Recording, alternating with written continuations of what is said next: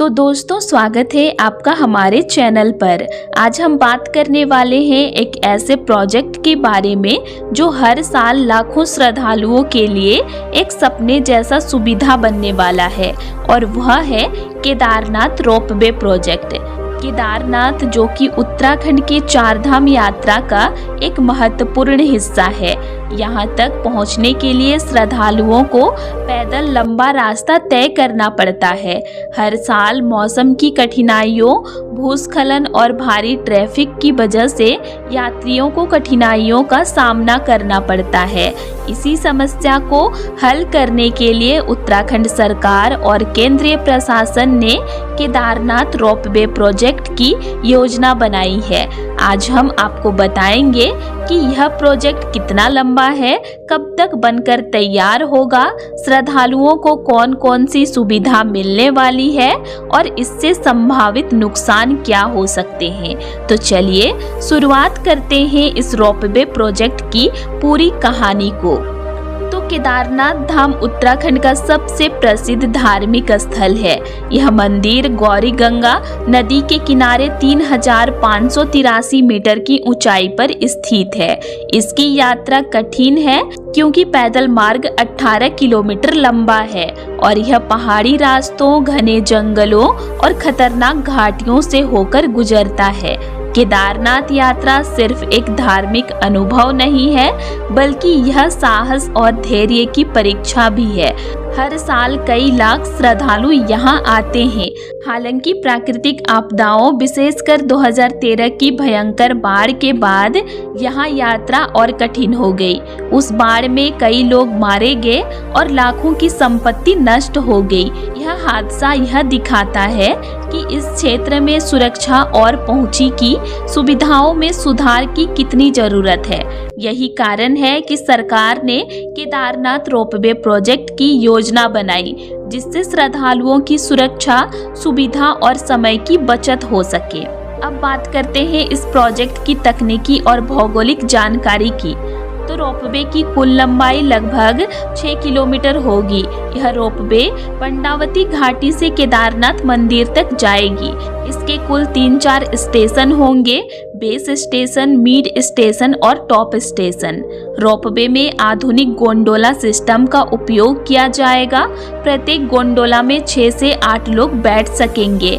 यह सभी मौसम और कठिन भौगोलिक परिस्थितियों में सुरक्षित रूप से चलने में सक्षम होगा। इस प्रोजेक्ट को बनाने के लिए उत्तराखंड सरकार और केंद्रीय पर्यटन मंत्रालय ने मिलकर काम किया है। इसकी अनुमानित लागत लगभग 450 से 500 करोड़ रुपए है। इस निर्माण में स्थानीय श्रमिकों और इंजीनियरों को भी शामिल किया जा रहा है। हाल ही की रिपोर्ट के अनुसार अभी रोपवे लगभग 60 से 70% बनकर तैयार है। प्रोजेक्ट के 2027 तक पूर्ण होने की संभावना है। हालांकि मौसम और भौगोलिक कठिनाइयों के कारण थोड़ा समय बदल सकता है। अब सबसे महत्वपूर्ण सवाल, श्रद्धालुओं को इस रोपवे से क्या क्या सुविधा मिलेगी। तो अभी श्रद्धालुओं को पैदल यात्रा करने में 10 से 12 घंटे का समय लगता है। वहीं जब रोपवे बनकर तैयार हो जाएगा तो समय घटकर 30 से 35 मिनट ही हो जाएगा। रोपवे में आधुनिक सुरक्षा मानक लागू होंगे। बारिश, बर्फबारी और भूस्खलन जैसी प्राकृतिक आपदाओं में भी यह सुरक्षित रहेगा। बुजुर्ग और शारीरिक रूप से कमजोर श्रद्धालु आसानी से यात्रा कर पाएंगे। यात्रा अब दर्दनाक और थकान नहीं रहेगी। रोपवे के रास्ते में हिमालय की खूबसूरत चोटियों और नदी की घाटियों का अद्भुत दृश्य दिखाई देगा। यह अनुभव यात्रियों के लिए आध्यात्मिक और प्राकृतिक आनंद दोनों देगा। रोपवे में मेडिकल और बचाव सेवाओं की व्यवस्था होगी। किसी भी आपात स्थिति में त्वरित सहायता संभव होगी। रोपवे से आने वाले श्रद्धालुओं की संख्या बढ़ेगी। स्थानीय दुकानदारों, होटलों और टैक्सी संचालकों को फायदा होगा। इस तरह रोपवे न सिर्फ यात्रा को आसान बनाएगा, बल्कि स्थानीय अर्थव्यवस्था को भी बढ़ावा देगा। वैसे हर प्रोजेक्ट के फायदे होते हैं, लेकिन नुकसान भी इसके कई होते हैं। आइए इसे विस्तार से समझते हैं। तो केदारनाथ क्षेत्र अत्यंत संवेदनशील है। रोपवे के निर्माण से वनों की कटाई और भूमि पर दबाव बढ़ सकता है। हिमालयी पारिस्थितिकी पर नकारात्मक असर पड़ सकता है। तो कई लोगों का मानना है कि पैदल यात्रा ही आध्यात्मिक यात्रा का हिस्सा है। उनका मानना है कि रोपवे इसे आध्यात्मिक अनुभव से दूर कर देगा। रोपवे क्षेत्र भूकंपीय और भूस्खलन संवेदनशील है। अत्याधुनिक तकनीक के बावजूद प्राकृतिक आपदा का जोखिम हमेशा रहेगा। स्थानीय गाइड और जो पैदल यात्रा कराते हैं उनका रोजगार पर असर पड़ सकता है। भारी बारिश या बर्फबारी में रोपवे बंद हो सकता है। अगर पर्याप्त आपातकालीन तैयारी न हो तो दुर्घटना का जोखिम रहेगा।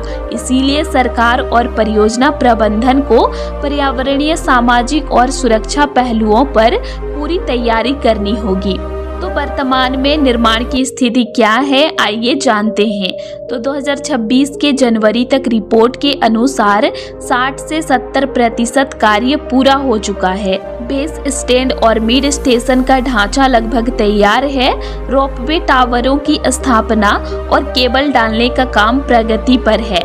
2027 तक रोपवे पूर्ण होने की उम्मीद है। जब यह चालू होगा तो श्रद्धालु और पर्यटक दोनों इसका लाभ उठा सकेंगे। सरकार का लक्ष्य है कि यह रोपवे साल भर चल सके, खासकर मानसून के बाद। इसके अलावा रोपवे के संचालन के लिए कर्मचारियों और सुरक्षा गाइड की ट्रेनिंग भी शुरू हो चुकी है। इसे देखते हुए हम कह सकते हैं कि यह परियोजना बहुत जल्द वास्तविकता बनने वाली है। अब हम बात करेंगे इस रोपवे के निर्माण में सामने आने वाली तकनीक चुनौतियों की। तो केदारनाथ क्षेत्र भारी वर्षा, बर्फबारी और भूस्खलन के लिए जाना जाता है। ऐसे में रोपवे का निर्माण करना आसान नहीं है। सबसे पहली चुनौती है भारी ढलान और ऊंचाई पर संरचनाएं बनाना। टावरों और केबलों की स्थिरता सुनिश्चित करना बेहद महत्वपूर्ण है। दूसरी चुनौती है भारी मौसम के दौरान काम करना। मानसून और सर्दियों में निर्माण कार्य सीमित समय में करना मुश्किल होता है। तीसरी चुनौती है भूकंपीय संवेदनशीलता। यह क्षेत्र 5-6 की तीव्रता वाले भूकंप के जोखिम में है। इसीलिए प्रत्येक टावर और गोंडोला सिस्टम भूकंप रोधी तकनीक से बनाया जा रहा है। चौथी चुनौती है पर्यावरण संरक्षण। बिना जंगल काटे और भूमि पर कम दबाव डालते हुए निर्माण करना बड़ी चुनौती है। इस तकनीकी चुनौतियों को हल करने के लिए अत्याधुनिक इंजीनियरिंग और विशेषज्ञ टीम लगी हुई है ताकि रोपवे सुरक्षित और अस्थायी बन सके।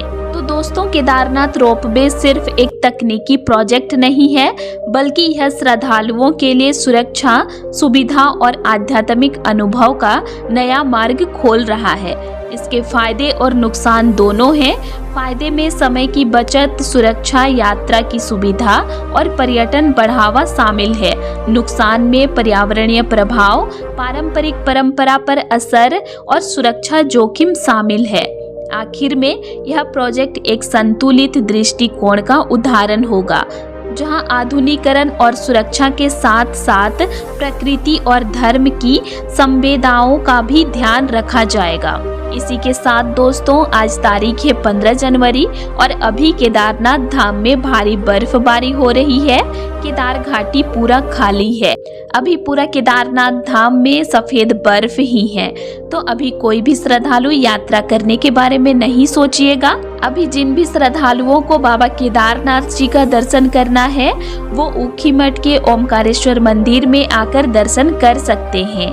और यात्रा चालू होगा 2026 का अप्रैल महीना में। तो मैं उसका जानकारी आगे मैं आप लोगों को दूंगी। अभी बर्फबारी हो रही है तो कोई भी नहीं जाइएगा। तो दोस्तों, आज के लिए इतना ही। और आप लोगों को मेरा आज का इन्फॉर्मेशन कैसे लगा ये मुझे कमेंट करके ज़रूर बताइएगा। और वीडियो अच्छा लगा तो वीडियो को लाइक कीजिएगा और साथ ही चैनल को सब्सक्राइब भी ज़रूर कर लीजिएगा।